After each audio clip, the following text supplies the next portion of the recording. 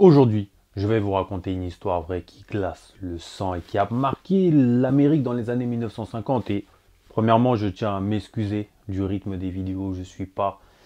Malheureusement, je ne suis pas le plus discipliné, mais je vais essayer de m'améliorer. Cette histoire, elle commence dans la petite ville tranquille de Philadelphie. Et si vous avez des enfants, sachez que cette vidéo va potentiellement changer la vision que vous avez de laisser vos enfants aller chez votre ami jouer dehors. On est dans le New Jersey et on parle ici de la disparition d'une petite fille qui a seulement 4 ans.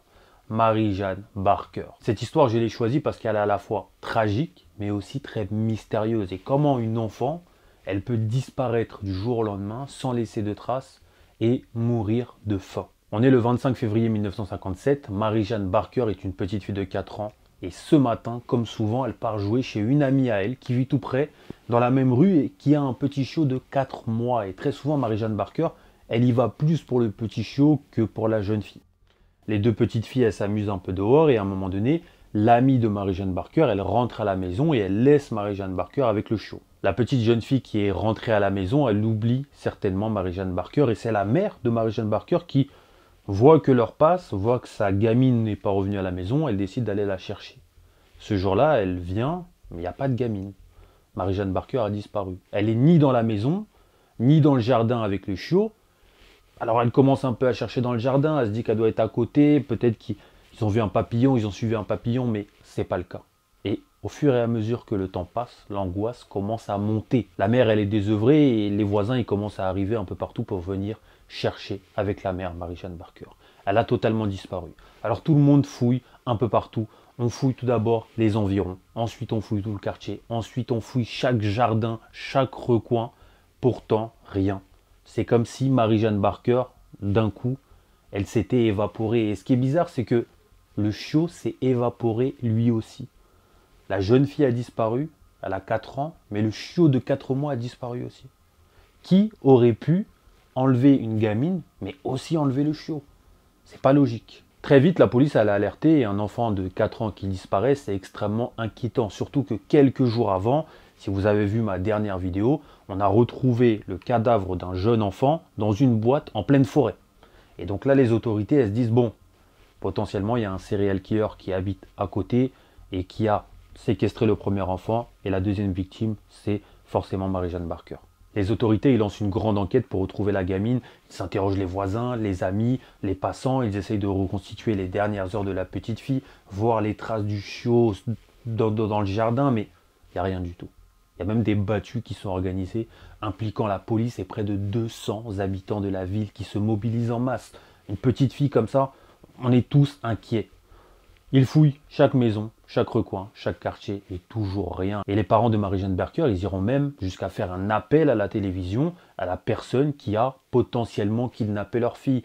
Alors on voit les parents de Marie-Jeanne Barker qui supplient le kidnappeur de la laisser saine et sauve. Et si Dieu existe et s'il croit un minimum, s'il a de la charité chrétienne, de la déposer à l'église la plus proche. Le 28 février, le FBI reçoit même l'appel d'un supposé kidnappeur qui dit qu'il a la gamine et qui demande une rançon de 500 $ en échange de la liberté de Marie-Jeanne. Mais il ne rappellera jamais. Et 500 $ à l'époque, c'est beaucoup d'argent. Donc les enquêteurs, ils ramènent l'argent, mais il n'y a plus personne qui appelle. Les jours passent, la tension monte, les journaux locaux ils commencent à parler de l'affaire, les autorités ils vérifient chaque piste, mais il n'y a rien. Il n'y a rien du tout.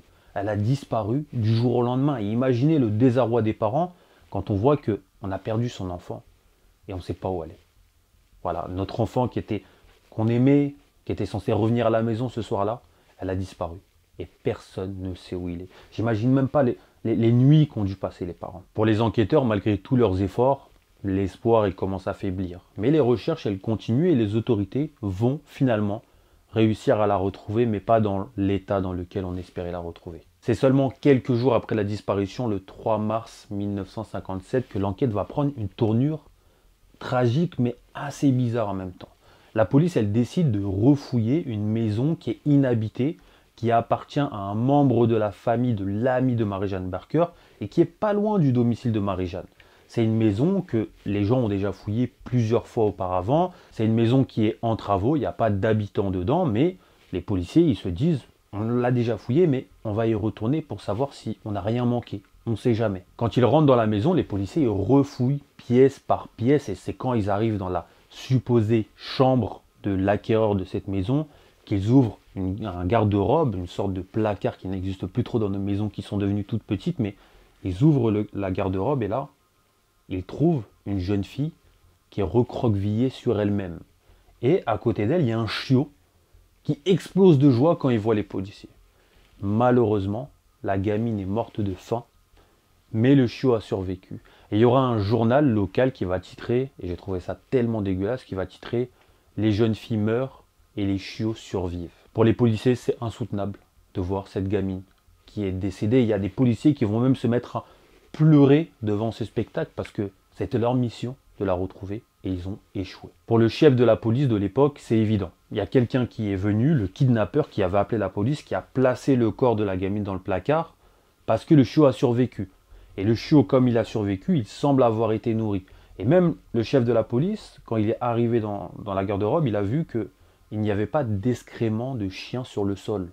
Donc il s'est dit, forcément, le chiot qui avait 4 mois, qui semblait avoir été nourri, qui n'était pas très bien dressé, il aurait dû normalement un peu crotter à droite à gauche. Il n'y avait rien du tout. Pour lui, c'était évident, quelqu'un avait kidnappé la gamine, l'avait tuée et l'avait placée là. Ce qui est extrêmement bizarre dans cette histoire, c'est que ce n'est pas la première fois que cette maison avait été fouillée. C'était la 3e fois et de nombreuses personnes ont fouillé cette maison et même la chambre dans laquelle se trouvait le placard. Et même dès le lendemain de la disparition de Marie-Jeanne, il y avait quelqu'un qui avait fouillé cette maison, mais pas le placard. Il avait fouillé la pièce où il y avait le placard, mais il n'avait pas ouvert le placard. Et ce qui est bizarre, c'est que pourquoi personne n'a rien entendu? Quelqu'un qui fouille une maison qui est vide, il aurait forcément dû entendre le chiot aboyer, ou même la gamine pleurer, la gamine crier. Il aurait dû entendre quelque chose. Et ce qui est bizarre, c'est que dans une maison vide, on entend chaque bruit. Il n'aurait pas pu passer à côté d'une gamine et d'un chiot dans un placard. Alors il y a 2 pistes à partir de là qui se sont développées dans cette affaire. La première piste, je vous l'ai déjà dit, c'est que quelqu'un a placé récemment la gamine et le chiot dans le placard. Et la deuxième, c'est que Marie-Jeanne Barker, elle a joué avec le chiot, elle a ouvert le placard et malheureusement, le placard, il s'est refermé sur elle-même. Quand les enquêteurs ils vont commencer l'enquête, ils vont voir que le placard, il semble avoir été fermé de l'intérieur. Il y avait un loquet assez bizarre et potentiellement, la gamine, elle a joué avec le chien, elle s'est enfermée et elle n'a pas réussi à ouvrir la porte. Mais même si elle s'était enfermée, il y a beaucoup de questions qui se posent. Quand la première personne, elle a fouillé la maison et la chambre où il y avait le placard où la gamine était supposée être enfermée, pourquoi elle n'a pas crié? Il y a beaucoup de personnes qui ont dit que Marie-Jeanne Barker, elle n'a pas eu le courage de demander de l'aide aux personnes présentes dans la pièce qui est en train de rechercher, qui est en train de crier son nom, parce qu'elle a eu peur. Alors là, 1000 questions s'ouvre dans l'enquête. Comment a-t-elle pu se retrouver là? A-t-elle été enfermée par quelqu'un? Et cette découverte, elle plonge tout le monde dans le désarroi. Il y a une multitude de questions qui restent sans réponse et les policiers y pensaient qu'en retrouvant l'enfant ou le corps de l'enfant, l'affaire allait être conclue. Sauf que le problème, c'est que en retrouvant Marie-Jeanne Barker, l'affaire, elle fait que commencer. Alors, qu'a-t-il bien pu se passer ce jour-là? Les enquêteurs, ils commencent à chercher des réponses et il y a une première théorie qui suggère que oui, Marie-Jeanne Barker, elle a joué avec son chien, elle s'est enfermée, elle est rentrée dans la garde-robe pour se cacher et malheureusement, accidentellement, elle s'est enfermée de l'intérieur. Elle aurait été ensuite piégée, elle était incapable d'ouvrir la porte. La porte, elle possédait un petit loquet qui se tournait de l'intérieur. C'était les anciennes serrures, ce n'était pas les nouvelles serrures. On est en 1957, je vous le rappelle. Mais ce qui trouble les enquêteurs, c'est qu'elle n'a pas appelé à l'aide. La maison, elle était silencieuse. Normalement, on aurait tous dû entendre ça. Et même pendant l'enquête, et ça, c'est un détail qui m'a beaucoup attristé, on a retrouvé sur la porte les traces des ongles de Marie-Jeanne Barker, qui a essayé d'ouvrir la porte. Les enquêteurs, ils ont vu qu'elle a essayé pendant des heures et des heures d'ouvrir la porte. Une enfant de 4 ans. Il y a certains habitants de Balmware, quand ils ont entendu que c'était un simple accident, ils ont tout de suite refusé cette version. Ils ont dit c'est impossible qu'une gamine, accidentellement, elle s'enferme et qu'elle reste dans le silence comme ça. C'est pas possible. On ne peut pas croire cette théorie, sachant qu'il n'y a pas d'excréments, le chiot il a survécu. C'est impossible. Là, il y a plein de théories du complot qui sont arrivées d'une intervention extérieure, qu'il y avait peut-être quelqu'un de mal intentionné qui était couvert par la police, qu'il y avait des traces que la police n'avait pas réussi à retrouver. En tout cas, cette version-là, ils ne l'ont jamais acceptée. Et c'était que des spéculations. Et on a voulu autopsier la gamine pour comprendre qu'est-ce qui s'était passé.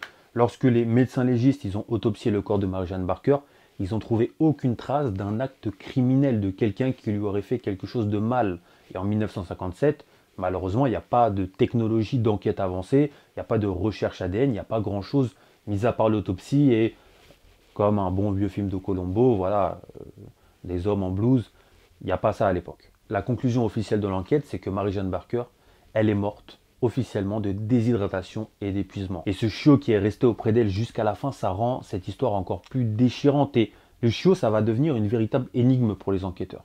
Les enquêteurs, ils n'arrivent pas à comprendre comment ça se fait que le chiot, il a survécu et que la gamine, elle est morte. Tout de suite, il y a certains vétérinaires qui vont avancer le fait que c'est tout à fait normal pour un chiot de survivre pendant plusieurs jours sans boire ni manger. Mais c'est pas normal pour une jeune fille. Un chiot, très rapidement dans la nature, il est fait pour être autonome, pour aller chasser, pour jeûner très longtemps, alors qu'une jeune fille de 4 ans, au bout de quelques heures déjà, ça commence à être très très mauvais. Mais cet argument, il ne va pas suffire pour les habitants de la ville, qui vont dire non, non, non, c'est pas possible qu'un chiot survive et qu'une jeune fille ne survive pas. Et le chiot qui a survécu à cette période de jeûne forcé, il va être euthanasié. Et on va vérifier que son estomac était bien vide au moment de l'enfermement. Et effectivement, l'estomac du chiot était bien vide. Et il y a beaucoup de personnes qui vont dire que s'il n'y avait pas de crotte dans le placard, c'est que le chiot mangeait ses propres excréments pour survivre. C'est un instinct de survie que le chiot développe. Vous savez, même aujourd'hui, cette affaire elle continue de soulever des questions. Pourquoi personne ne l'a retrouvée plus tôt? Pourquoi n'a-t-elle pas appelé à l'aide? Et surtout, comment la porte elle a pu se verrouiller de l'intérieur? Même si elle avait fermé la porte de l'intérieur, elle aurait pu normalement, logiquement, la réouvrir. Malheureusement, il y a beaucoup de mystères encore dans cette affaire et j'aurais aimé vous en dire plus, j'aurais aimé vous dire que on a retrouvé quelqu'un qui l'a placé là, etc. Cette histoire elle nous rappelle juste que les accidents les plus mortels arrivent dans les endroits qu'on connaît le mieux. Et c'est souvent dans les endroits les plus paisibles qu'on baisse sa garde. Et quand on est à l'extérieur, on a tendance à surprotéger nos enfants. Et là, l'histoire de Marie-Jeanne Barker nous prouve que les accidents ils peuvent arriver n'importe quand. Et cette histoire, elle est ponctuée d'un voile de mystère, de plein de mystères, et les habitants de Balmware, ils ne l'ont jamais oublié. Et ils vivent toujours avec l'idée que cette jeune fille, elle a été enfermée par quelqu'un, et elle est devenue un peu le symbole de la fragilité de la vie, quoi, de l'inexplicable qui peut parfois frapper sans prévenir.